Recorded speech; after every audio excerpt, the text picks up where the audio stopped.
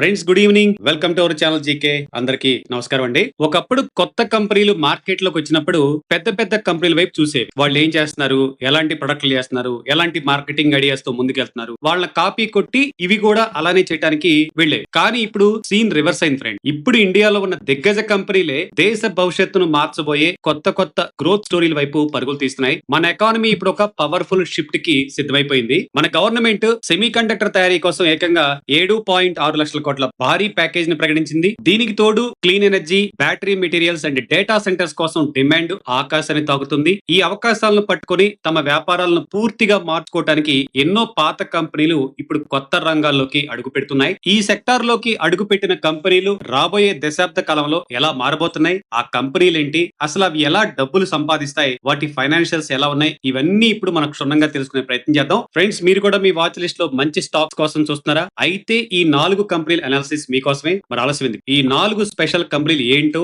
అవి ఎలా multi bagger అయ్యే అవకాశం ఉందో ఈ వీడియోలో మనం డీటెయిల్ గా అనాలిసిస్ చేద్దాం. Let start. మన లిస్ట్ లో మొదటి company L&T. Engineering, construction, defence and IT services లో వీరు గ్లోబల్ లీడర్స్ అని మనందరికీ తెలిసిందే కదా. కానీ ఇప్పుడు ఈ దిగ్గజం భవిష్యత్తును శాసించబోయే 3 కొత్త రంగాల్లోకి అడుగు పెడుతుంది.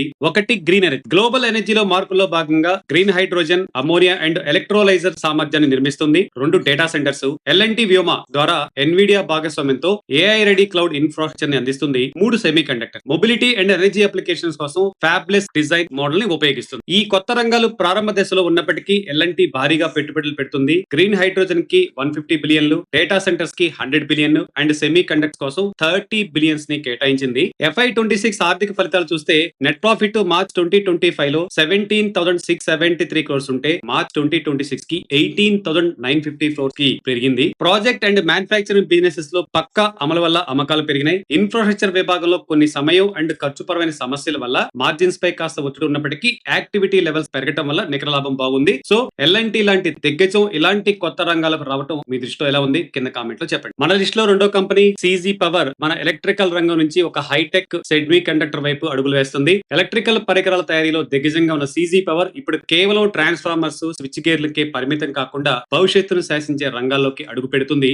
కంపెనీ సెమీ కండక్టర్ సెక్టర్ లో దూకుడుగా ఉంది. మన గుజరాత్ లోని సనంద్ లో CG సెమీ OSAT ప్లాంట్ ద్వారా ఇండియాలో సెమీ కండక్టర్ ప్యాకేజింగ్ రంగంలోకి అడుగు పెట్టిన తొలి ప్రధాన సంస్థలో ఒకటిగా నిలిచింది. అదే విధంగా AI అండ్ డేటా సెంటర్స్ విషయంలో కూడా చాలా జాగ్రత్తగా అడుగులు ముందుకేస్తుంది. AI టెక్నాలజీ పెరుగుతున్న వేళ డేటా సెంటర్స్ కోసం ప్రత్యేక పవర్ పరికరాలను అందిస్తుంది. ఇందుకోసం ఇటీవల ఏకంగా 9,000 మిలియన్ల విలువైన భారీ అమెరికా ఎగుమతి ఆర్డర్ దక్కించుకుంది. అండ్ సెమీ కండక్టర్ విభాగం FY26 లో 5,027.7 మిలియన్స్ ఆదాయం తెచ్చిపెట్టింది. ఇది కంపెనీ మొత్తం ఆదాయంలో సుమారు 4%. సనంద్ ప్లాంట్ ఇంకా పూర్తి స్థాయిలో అందుబాటులోకి రాకపోయినప్పటికీ వీరు కొనుగోలు చేసిన ఎక్సిరో AXIRO డిజైన్ వ్యాపారం ద్వారా ఈ ప్రారంభ ఆదాయం వస్తుంది. కంపెనీ ఆర్థిక ఫలితాలు చూస్తే నెట్ ప్రాఫిట్ మార్చ్ 2025 లో 973 crores ఉంటే మార్చ్ 2020 కి 1199 crores కి పెరిగింది. గ్రిడ్ పరికరాలకు ప్రపంచవ్యాప్తంగా పెరిగిన డిమాండ్ కారణంగా వీరి పవర్ సిస్టమ్స్ వ్యాపారం ఏకంగా 46% వృద్ధిని నమోదు చేసింది. సెమీ కండక్టర్ సెక్టార్ లో టాలెంట్ అండ్ R&D కోసం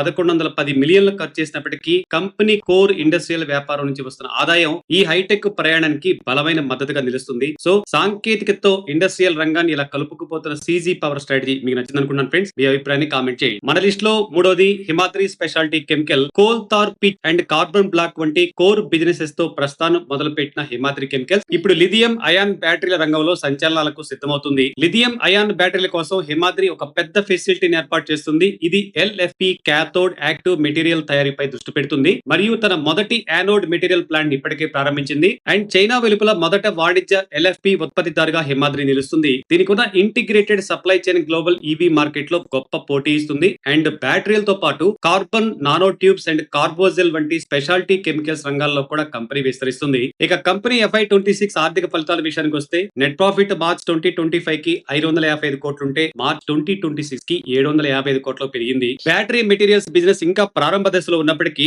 అదర్స్ విభాగం ద్వారా FY26 లో 2,745 మిలియన్స్ ఆదాయం వచ్చింది. ప్రొడక్షన్ క్వాంటిటీ పై కాకుండా అధిక విలువ కలిగిన ఉత్పత్తులపై దృష్టి సారించడం అండ్ తయారీని ఇంటిగ్రేట్ చేయడం వల్ల హిమాద్రి అద్భుతమైన ఖర్చు సామర్థ్యాన్ని అండ్ మెరుగైన లాభాలను సాధిస్తుంది. ఈ కార్బన్ కెమిస్ట్రీ దిగ్గజం EV బ్యాటరీ రంగంలో ఎంత వరకు సక్సెస్ అవుతుంది అనుకుంటున్నారు ఫ్రెండ్స్? మీ అభిప్రాయాన్ని కామెంట్ చేయండి. మన లిస్ట్ లో నాలుగోది అండ్ ఈ రోజు ఫైనల్ స్టాక్ అనంతరాజ్ లిమిటెడ్. చాలా సార్లు మనం మాట్లాడుకుందాం ఫ్రెండ్స్. ఢిల్లీ NCR కేంద్రంగా 5 దశాబ్దాలకు పైగా రియల్ ఎస్టేట్ సెక్టార్ లో అనుభవం ఉన్న అంతరాలు ఇప్పుడు సరికొత్తగా అశోక్ క్లౌడ్ బ్రాండ్ తో డిజిటల్ ఇన్ఫ్రాస్ట్రక్చర్ రంగంలో సంచలనాలు సృష్టించడానికి సిద్ధమైంది. ఈ కంపెనీ కేవలం లగ్జరీ ఇళ్లే కాకుండా data centre, cloud and AI infrastructure మీద ఫోకస్ చేస్తుంది. ముఖ్యంగా AI ready liquid cooled data centres నిర్మించడానికి సబ్మెర్ తో భాగస్వామ్యం కుదుర్చుకుంది. అనంతరాజ్ తన దగ్గర ఉన్న సుమారు 320 ఎకరాల అప్పు లేని భూమిని అధిక లాభాలు ఇచ్చే డిజిటల్ అసెట్స్ గా మార్చుకోవడానికి అనంతరాజు చాలా పటిష్టమైన స్థితిలో ఉంది. డేటా సెంటర్ అండ్ క్లౌడ్ విభాగం వేగంగా విస్తరిస్తుంది. FY26 లో ఈ విభాగం 1764.9 మిలియన్స్ ఆదాయాన్ని ఇచ్చింది. ఇది మొత్తం ఆదాయంలో సుమారు 7%. ప్రస్తుతం 28 మెగావాట్ డేటా సెంటర్ సామర్థ్యం అందుబాటులో ఉండగా భవిష్యత్తులో దీన్ని ఏకంగా 357 మెగావాట్ కి పెంచాలని కంపెనీ ప్లాన్ చేస్తుంది. ఇక కంపెనీ ఆర్థిక విషయాలకు వస్తే నెట్ ప్రాఫిట్ మార్చ్ 2025 లో 426 క్రోర్స్ ఉంటే మార్చ్ 2026 కి 557 క్రోర్స్ కి పెరిగింది. ఈ అద్భుతమైన ఫలితాలకి కారణం ద ఎస్టేట్, రెసిడెన్స్ వంటి లగ్జరీ ప్రాజెక్టులకు ఉన్న భారీ డిమాండ్ అండ్ డేటా సెంటర్ల విజయవంతమైన ప్రారంభం. ముఖ్యంగా కంపెనీకి ఎటువంటి అప్పులు లేకపోవడం వల్ల వడ్డీ భారం లేకుండా వ్యాపారాన్ని చాలా వేగంగా విస్తరించగలుగుతుంది. రియల్ ఎస్టేట్ కంపెనీ ఇలా డేటా సెంటర్స్ వైపు అడుగులేయటం అనంతరాజు యొక్క భవిష్యత్తుని ఎలా మారుస్తుందని మీరు అనుకుంటున్నారు ఫ్రెండ్స్? మీ అభిప్రాయాన్ని కామెంట్ లో చెప్పండి. ఫ్రెండ్స్, చివరిగా ఒక మాట అండి, మొత్తంగా ఈ 4 కంపెనీలు తమ పాత వ్యాపారాలతో పాటు ఇండియా యొక్క next growth semi conductors, data centres కోసం పక్కా ప్రణాళికతో ఉన్నాయి. అయితే ఈ కొత్త రంగాలు ఇంకా ఇనీషియల్ దశలో ఉన్నాయి. వీటికి భారీ పెట్టుబడులు అవసరం అండ్ గ్లోబల్ పోటీ వల్ల మార్జిన్స్ పై ఒత్తిడి ఉండవచ్చని గమనించాలి. మరి సో రిస్క్ సామర్థ్యాన్ని బట్టి మాత్రమే పెట్టుబడి నిర్ణయాలు తీసుకోండి. ఇండియా భవిష్యత్తును మార్చిపోయే ఈ 4 దిగ్గజాలపై మీకు స్పష్టత వచ్చిందని ఆశిస్తున్నాను. వీడియోని ఇస్తే లైక్ చేయండి, మన ఫ్రెండ్స్ కూడా షేర్ చేయండి అండ్ మరిన్ని అప్డేట్స్ కోసం మన ఛానల్ సబ్స్క్రైబ్ చేసుకోవడం అస్సలు మర్చిపోవద్దు.